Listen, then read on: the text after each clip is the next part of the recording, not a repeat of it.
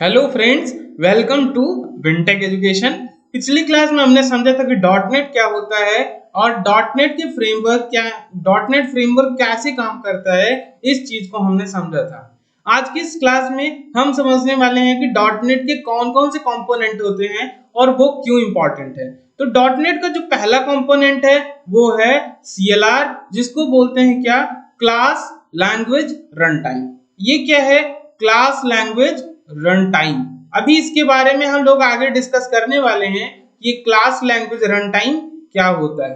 देखिए, अगला जो है वो है फ्रेमवर्क क्लास लाइब्रेरी। ये क्या कहलाता है, फ्रेमवर्क क्लास लाइब्रेरी।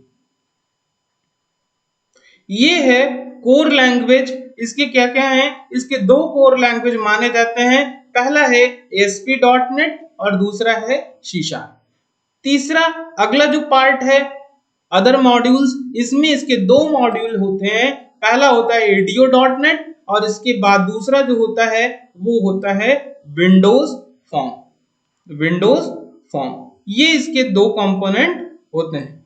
ठीक है, पहला है क्लास लैंग्वेज रन टाइम, दूसरा है फ्रेमवर्क क्लास लाइब्रेरी, तीसरा है ASP.NET, चौथा है ADO.NET और विंडोज फॉर्म। ये इसके कुछ कंपोनेंट्स होते हैं जो कि नेसेसरी होते हैं। ठीक है, इसके बाद अगर हम इसके कुछ फीचर्स की बात करें कि ये क्या काम करता है, ये कैसे काम करता है, तो इन सब चीजों को भी हम क्या कर सकते हैं, बहुत ही इजीली देख पाएंगे।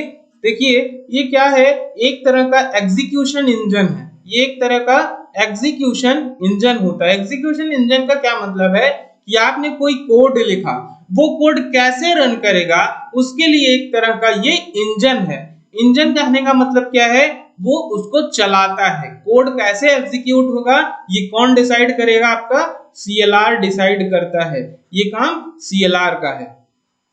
ठीक है, ये एक तरह का इंटरफेस देता है किसके किसके बीच में, ऑपरेटिंग सिस्टम और किसके बीच में, फ्रेमवर्क के बीच में। अब इसका क्या मतलब है, आइए इस चीज को समझते हैं।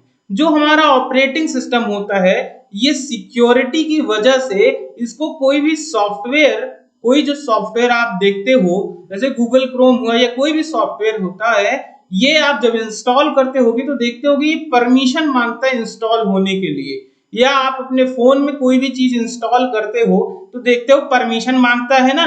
तो परमिशन मांगता है, इसका मतलब क्या है, परमिशन मांग रहा है, यानी कि वो आपसे परमिशन नहीं मांगता है, वो परमिशन मांगता है किससे, OS से परमिशन मांगता है, आपके ऑपरेटिंग सिस्टम से परमिशन मांगता है। यानी कोई भी सॉफ्टवेयर डायरेक्टली रन नहीं करता, सॉफ्टवेयर को डायरेक्ट रन नहीं करा सकते हैं, वो बीच में कम्युनिकेट करता है OS से जरूर, लेकिन इसके बीच में बहुत सारी चीजें आती हैं। तो जब कोई सॉफ्टवेयर रन करता है तो रन करने के लिए उसको चाहिए होता है क्या, कम्युनिकेशन का एक मीडियम। CLR यहाँ पर ये जो आपका फ्रेमवर्क होता है, फ्रेमवर्क का मतलब प्री डिफाइंड जो कोड होते हैं, प्री डिफाइंड कोड को क्या करता है, OS से, ऑपरेटिंग सिस्टम से कम्युनिकेट कराता है। बीच में ये खुद रहता है, एक तरह का ये कह सकते हो फ्रेमवर्क और ऑपरेटिंग सिस्टम के बीच में कम्युनिकेशन का मीडियम प्रोवाइड करता है। कौन, कॉमन लैंग्वेज रन टाइम।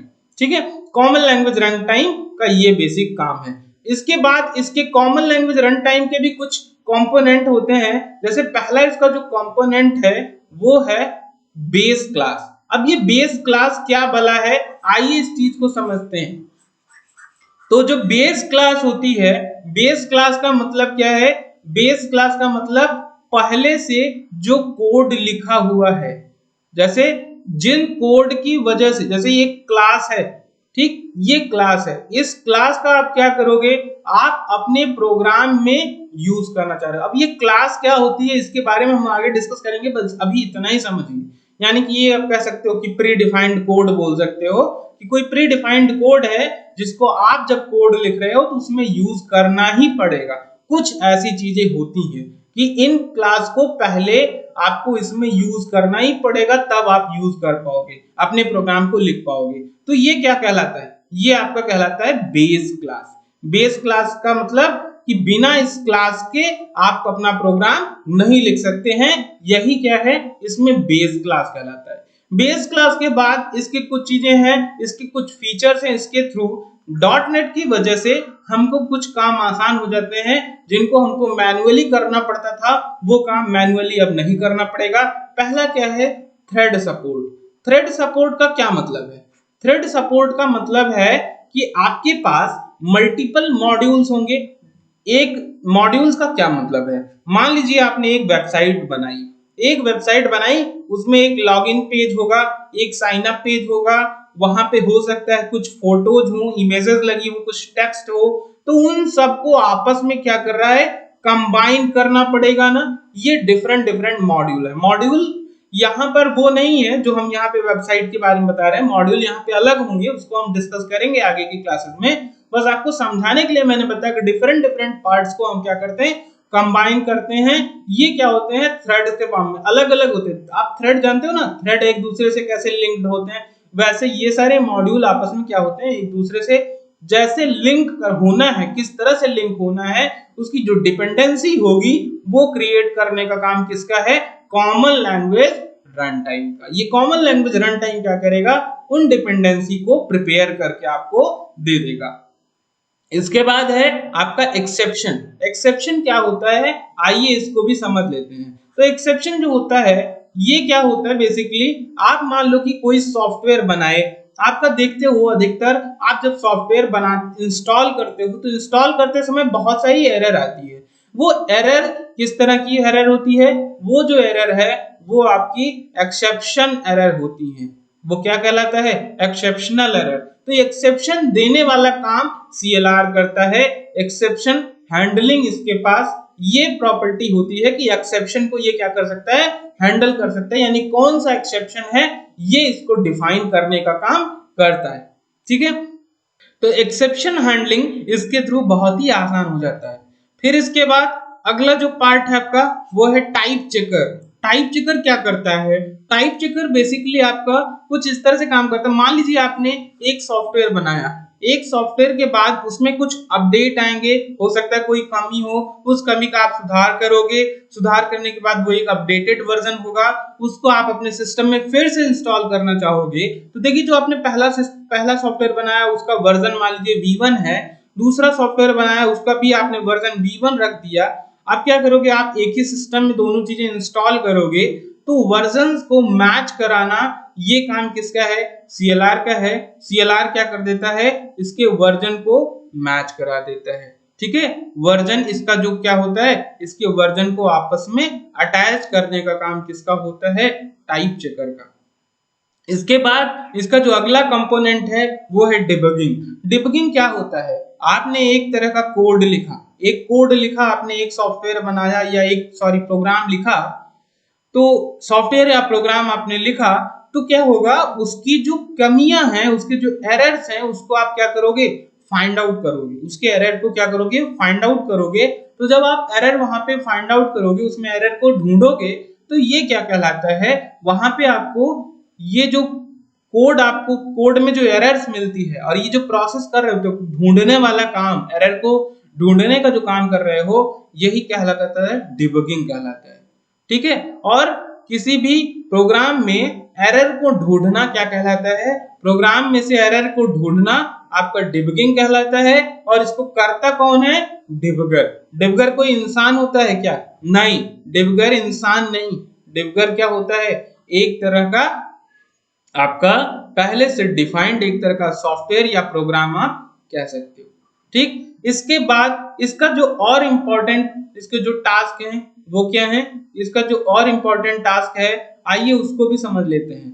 तो आपको पता है कि हमारा ऑपरेटिंग सिस्टम क्या करता है, हमारा ऑपरेटिंग सिस्टम मेमोरी मैनेजमेंट करता है, इसी तरह से सिक्योरिटी को देखता है, नेटवर्किंग को देखता है, ये सारे काम हमारा CLR कर देता है। अगर हम बात करें सिक्योरिटी की, तो ये सिक्योरिटी को भी देख लेता है। इसी तरह से नेटवर्किंग की बात करें, ये नेटवर्किंग को भी हैंडल कर लेता है। मेमोरी मैनेजमेंट की बात करें तो ये मेमोरी मैनेजमेंट भी कर लेता है।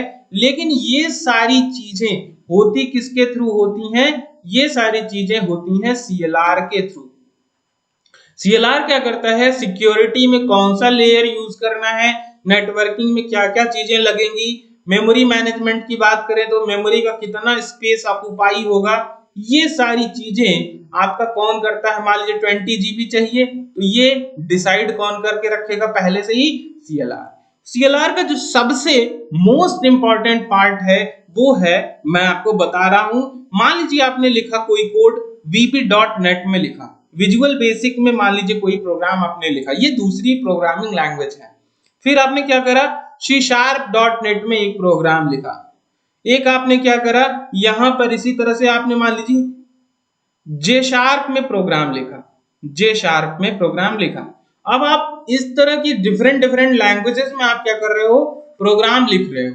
तो जब आप ये डिफरेंट प्रोग्रामिंग लैंग्वेज में प्रोग्राम लिखते हो तो आप देखते हो कि प्रोग्राम लिखने का तरीका क्या होता है, अलग होता है। जैसे आपने C# हो सकता है कहीं और से भी पढ़ा हो, लेकिन उनके पढ़ाने का तरीका, मेरे पढ़ाने का तरीका अलग है। वैसे ही VB.NET में लिखना, कोड लिखना दूसरे तरीके से लिखना पड़ेगा, C# में लिखना है दूसरे तरीके से लिखना पड़ेगा, J# में लिखना है दूसरे तरीके से लिखना पड़ेगा। इसी तरह से यहाँ पे क्या होता है, सिंटैक्स सबके क्या हो गए, अलग होते हैं, मतलब लिखने का तरीका सबका अलग होगा। लेकिन कॉमन लैंग्वेज रन टाइम क्या करता है, CLR क्या करता है आपका, ये जो लिखे डिफरेंट लैंग्वेज का कोड है सबको एक कॉमन लैंग्वेज में कन्वर्ट कर देता है। कॉमन लैंग्वेज में कन्वर्ट करने का क्या मतलब है, अब ये कॉमन लैंग्वेज में मान लो, कॉमन लैंग्वेज में ये कन्वर्ट हो गया, अब क्या होगा, अब आपका VB.NET का जो कोड कन्वर्ट होगा, मान लो VB.NET को आपने CLR से यूज करा, उसको नेटिव कोड में कन्वर्ट करा, J# के कोड को आपने नेटिव कोड में कन्वर्ट करा, लेकिन सारे जो कोड कन्वर्ट होने के बाद होंगे वो क्या होंगे, एक कॉमन लैंग्वेज होंगे, सारे एकदम सिमिलर होंगे। There is no difference between all the languages, कोई भी डिफरेंस इन तीनों लैंग्वेज के रन टाइम का जो आपका ऑब्जेक्ट बना है उसमें कोई भी डिफरेंस इन तीनों में नहीं होता है। ठीक है, इसके बाद अगर हम बात करें या और सारी चीजों के बारे में बात करें तो ये क्या कहलाता है, इसके साथ में ही ये एक काम और करता है, गार्बेज कलेक्शन का काम, गार्बेज कलेक्शन। तो गार्बेज को कैसे मैनेज करना है, ये काम भी किसका होता है, CLR का ये काम होता है। तो जैसा कि मैंने बताया, सिक्योरिटी की बात हो, नेटवर्किंग की बात हो, मेमोरी मैनेजमेंट की बात हो, किसी भी लैंग्वेज का जो सिंटैक्स है उनको एक फॉर्म में बदलने का जो काम है ये भी कौन कर सकता है, ये जो CLR है ये इसी का काम होता है, CLR का ही काम ये होता है। इसके साथ साथ ये गार्बेज कलेक्शन का भी काम करता है। गार्बेज कलेक्शन के बारे में हम लोग आगे बहुत अच्छे से डीपली डिस्कस करेंगे। इसी के साथ मैंने बताया आपको एक्सेप्शन हैंडलिंग, एक्सेप्शन हैंडलिंग करने का काम करता है, यानी आपने सॉफ्टवेयर बनाया तो उस सॉफ्टवेयर को क्या क्या रिक्वायरमेंट है, वो चीजें मिल पा रही हैं कि नहीं, रिसोर्सेज अवेलेबल है कि नहीं, मेमोरी एम्प्टी है कि नहीं, जितनी मेमोरी की नीड है उस सॉफ्टवेयर को चलाने के लिए, ये सारी चीजें कौन मैनेज करेगा, CLR आपका मैनेज करता है। ठीक है, तो ये सारी चीजें, ये सारे टास्क किसके हैं, CLR के हैं। अगली क्लास में हम लोग और अपने जो कंपोनेंट हैं उनको डिस्कस करेंगे। Thanks for watching, bye for now.